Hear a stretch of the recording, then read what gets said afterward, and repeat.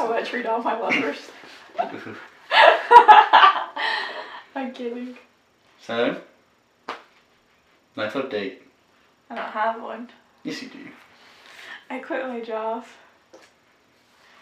And I am homeless. What's your last big project before you go on this big adventure? Moving. Packing up. Oh, I'm doing a mural. I forgot about that. I was like, yeah, that'd be good. I've just started it 2 hours ago. Yeah, whenever you told me you were working on this, I thought you had been doing it already. What, the mural? Mm-hmm. Mm-mm. Was this like a last minute thing she asked you to do before you left, or? No, the idea for it changed a few times, and we didn't get it together until the weekend. So what's the final? You can describe it to us, and then later you can show us all what it's going to really like turn out to be. It's like she pulled colors from a Monet style artwork. So it's like really muted greens, purple, blue, and a little bit of yellow, and it's going to be 12 feet by about 10 feet tall of a space you can be yourself, and then there's like a pocket you can stand in for picture taking, and there's a magnolia, a spider lily, blueberries, and then a cameo, which is like in a frame, and that's going to be in an embroidery style. So what's this mural for? They purchased a little green lot on Main Street recently, and they use it to do the food truck, but they're also planning to do little farmers markets every so often, and then rent out the space as like an outdoor venue. So they wanted to perk it up and make it feel more like an exciting place. They're trying to come up with an idea or a name for the lot, but they haven't developed one yet. Here, how are you feeling about like this being it for Poplarville, or at least for a while? Well, I haven't done a mural in Poplarville before. This is actually the first mural that I've done other than a nursery. I've done a handful of the window art. The mural didn't really feel exciting until I started doing it earlier today. Then it felt really cool. And then I'm using my grandfather's level to get it, make sure all the letters are even. And that was exciting because he's painted on every building in Poplarville throughout his career. So I get to do one too with his level that he used for his career. It's yeah, just cool. A different type of painting then. Yeah, he said that people would pay him very little to paint the interior and exterior of houses. I'm going to continue painting and hopefully get a lot better at the marketing side and like the digital business side of it. And then I have 2 months off for sure over the summer that I'm going to do as many mature professional pieces as I can to put into a portfolio. Because I have to take a big art praxis where I have to put in 4 pieces I'm able to defend. What's that for? Colorado teacher license. Oh. So I'm going to do that just in case. So you're still planning on teaching, or is that a backup plan? That's a backup. I still want it accessible under my... Are you hopeful? Hopeful as what? Like hopeful for you want to be an artist full time, right? That's the goal. That'd be awesome, yes. Yeah, so are you hopeful for that? Like, do you think this is going to be a bigger chance for you to do that in Denver versus being here? Oh, for sure, because the art life there is valued a lot better and like has a stronger focus on community. Why do you think that is? Why do you think it's stronger there? I think it's just a difference of culture here, not just because it's a small town, but because a lot of the art here is very like folk based, and there's not, it's folk based and then like a high demand for cheap art, like quickly, fast developed. So mostly your sales are prints or just people who don't really understand the amount of time and skill that it takes to put out art. A lot of people are like only interested in what's finished and not the person behind the art. It's just the culture. So what's your favorite type of art then? I jump around a lot. I have no idea what I like. It's like, because you said they like folksy, fast produced art. Mm-hmm. So what is the long I don't know, like what kind of art takes a lot of time, and what type of art takes a lot of time that you like a lot? Well, I really like realism, but I do that with watercolors, and it takes a lot of concentration for me, a lot of time. But I started having, because of the commute I had with my job recently, I had like 10 hours a week where I was just in a car, and I didn't have enough available time with energy behind it to continue realism, so I started doing oil pastels and learned that media altogether. I've been doing it for like 2 months. Oil pastels are like extremely deliberate, but I learned that I can move pretty quickly with them because it's like, I get argued with this with my former students, but it's to me like a painting that's dry. Painting to me than drawing because of how easy it is to blend and the colors are so vibrant. So because of the quick turnaround I can do with oil pastel, I've been trying to do realism with it because I like realism the most. But I've also gotten into impressionism with acrylics and knives, which is more like a Monet vibe. See, I love that type of stuff. The Yeah. art's work. Yeah, that type of art makes me feel painterly. What does that mean?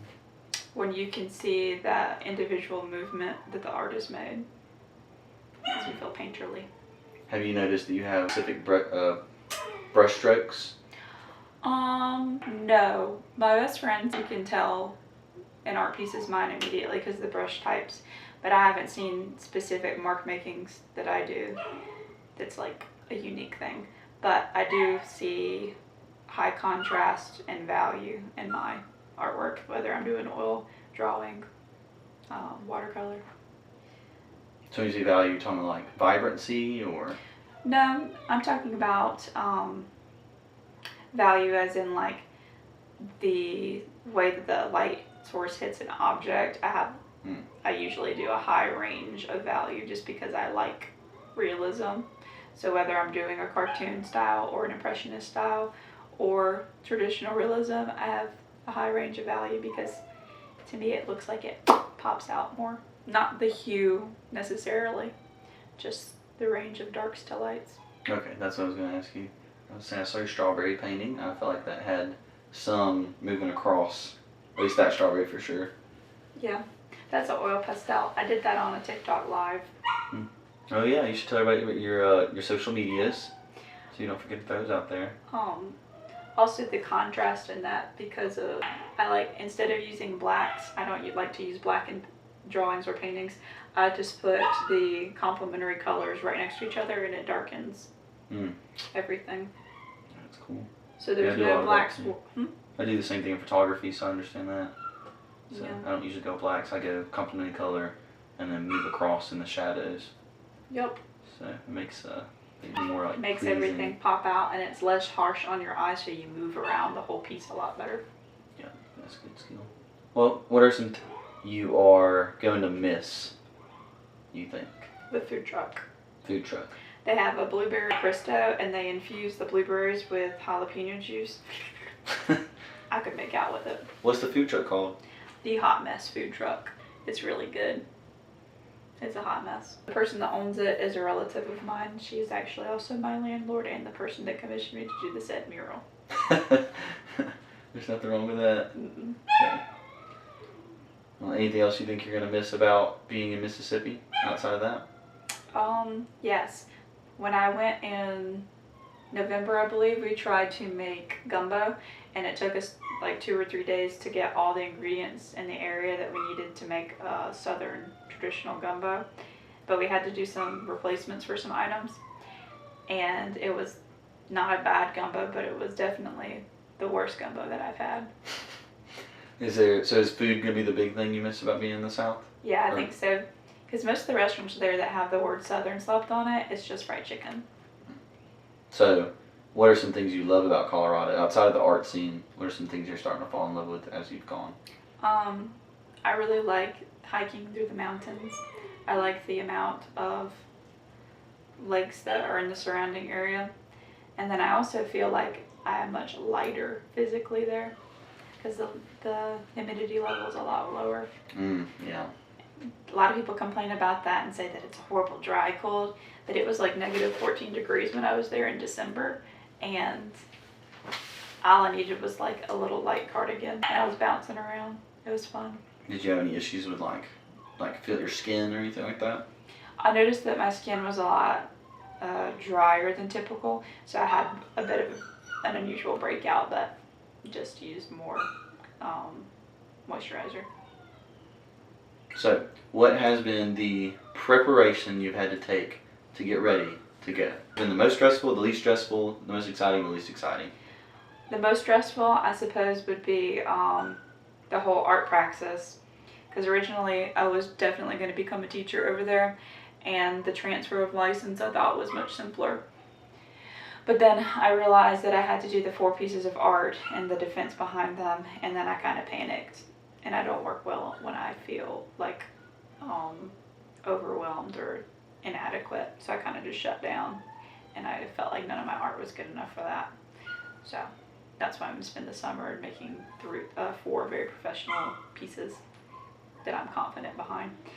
But aside from that, I would say my closet, I have way too many thrifted clothes, way too many clothes, and I pull all of them out and I get ready to sort them. Like, this is what I'm keeping, this is what I'm getting rid of, this is what I am going to try to sell or whatever.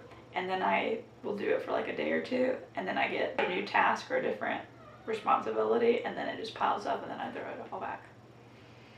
So my clothes, that's been stressful. So clothes and job so far. And my clothes. So clothes, That are clothes then, topping the job thing? probably. I haven't thrifted in a long time. Probably by the time I've been at Petal, I haven't purchased any thrift items. Mostly because I don't have the time, because the hours at my job before everything opened and then after everything closed. So, and then I had the hour commute around both parts of my day, so I didn't have any thrift stores available. But that was okay, because I spent that money on the commute, the gasoline for the commute. Okay, least stressful and most exciting then.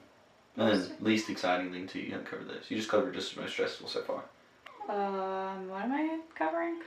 So we did most stressful. What's the least stressful? The least stressful?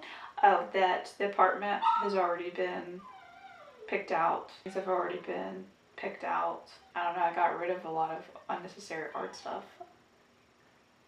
It wasn't stressful to get rid of art stuff? Nope. Nope, I'm much more attached to my clothes than I am my art materials, because I have way too many things that I don't even practice that is just kept throughout high school and college. So that was easy to get rid of.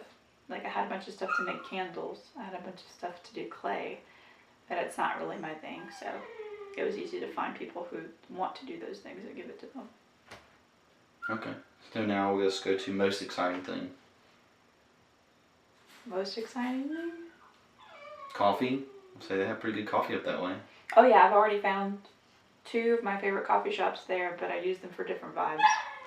There's Cave Girl Coffee, which is the first coffee shop I went to by myself over there.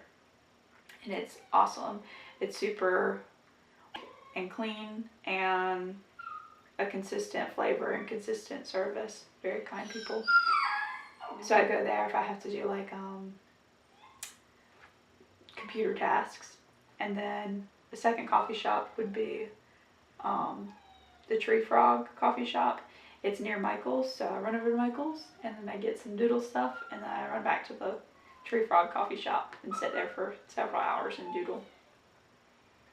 So anything else most exciting about going there?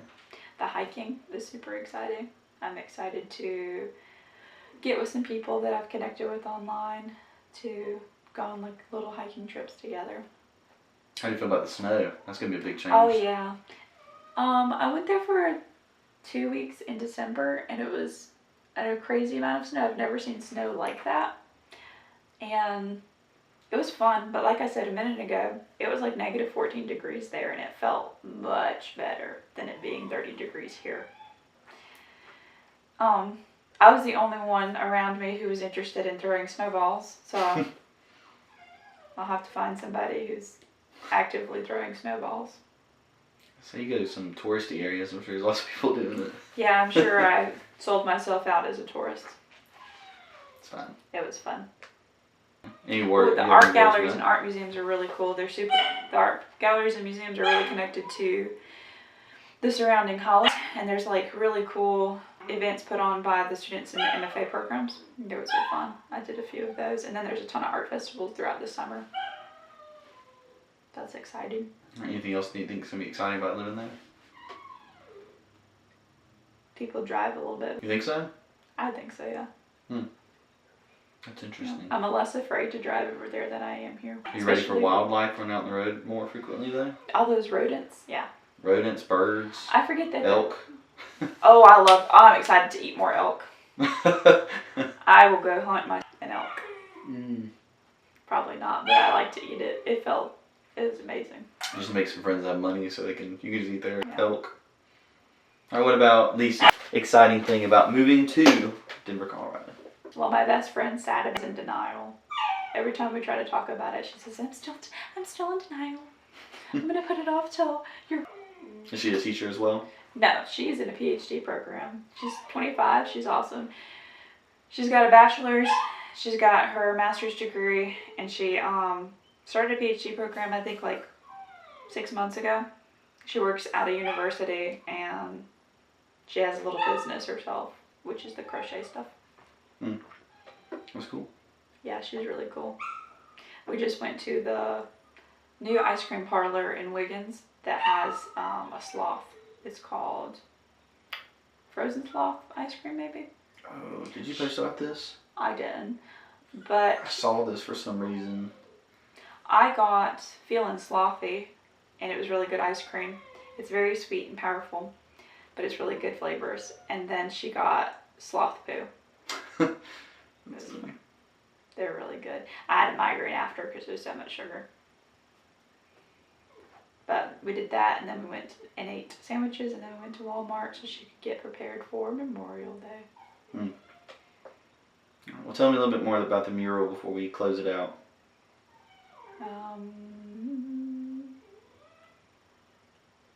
I have a former student, as of 4 days ago, who's coming to help me tomorrow morning, if the weather's alright. And it's my first major mural, and it's her first ever mural. And so we're going to tag team it and just have a good time. Are you worried about this mural at all? Yeah, I have anxiety about the lettering because to me, the lettering when it's present is arguably the most important part because it's the first thing your eyes draw to. It's like a puzzle that your brain's trying to figure out. And if you have any awkwardness about it or letters of the same kind that are not 100% matching, your brain automatically sees it and it looks awkward. You might not know why it looks awkward, but you get that something looks off. So that's the first thing I jumped into was the lettering. I'm in full control of that. And then my helper is going to do a lot of fill-ins for me. So I'm going to put up the shapes of everything and she's going to work in the colors. You think you're going to make it before you have to leave? I don't know because my plan was to use today and tomorrow, but evidently there's a storm brewing tomorrow. So I'm thinking I might have to postpone until Thursday, which was the day I leave, and get it all done Thursday if the weather's bad again. Does that mean like they wake up super early, leave late kind of thing, or? I was planning to wake up at like 4 a.m. and drive, and then I have a dog, so I have to make frequent stops. But I was planning to drive like for 4 hours at a time, make my stops with him, and then do one overnight stay halfway. I'm not even sure where that is, and then keep on tracking. Well, good luck, Miss Elizabeth. Thank you. You'll do awesome.